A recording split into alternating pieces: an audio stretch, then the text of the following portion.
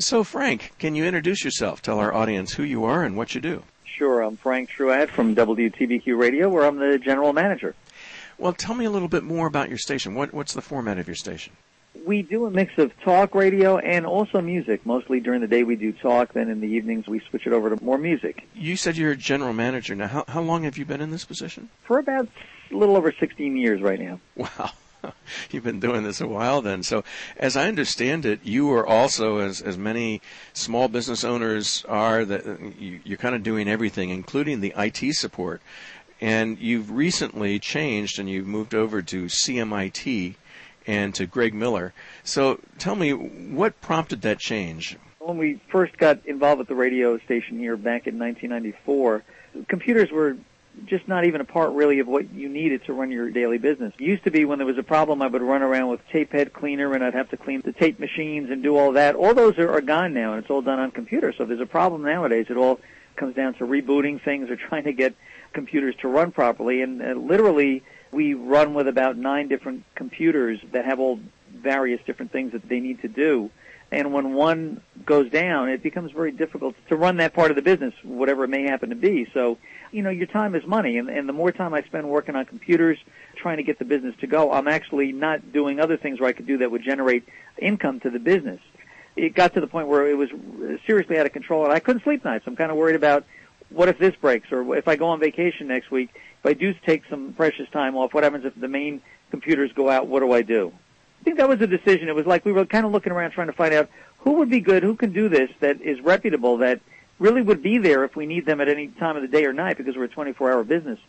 Who could we get a hold of that would work? And that's how we got involved with CMIT.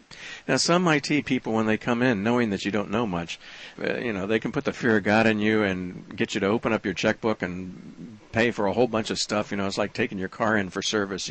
You really want to know that guy is going to spend money the way you would spend it. What's Greg like in terms of that? I mean, we can always get more and better and all that. Does he have an understanding of your financial position and what you can afford to do and how to do it? Yeah, as a matter of fact, because we did talk about what needs to be done, and he says in the in the best case scenario, you should have this, this, and this. And I said, well, what happens if I don't invest in this yet? He goes, well, that's something you could do a little bit later on. There's no rush on that. It's working the way you have it, but down the road, it's a little safer, a little more convenient to do it this way. And I said, that's a good idea. I said, but my main concern to begin with is my main computer is old, and it's starting to act up a little bit when we run it, and I'm kind of afraid that I've more than gone beyond its useful life on there. What should we do? So he basically addressed the things that we really needed to correct right away.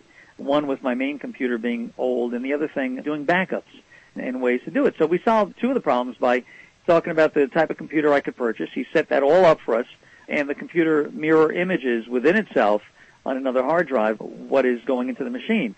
So I've got some backup already, and since then we've added on yet another backup so that I have an external backup just in case something goes wrong. And I really sleep a lot better right now knowing that we're pretty well protected, and in case something crazy should happen, we have backups, and I know that they're there to sort of help me through stuff. And we've had problems from time to time with emails not opening up where we've lost that ability, and pretty much, over the telephone they can solve that in a matter of minutes.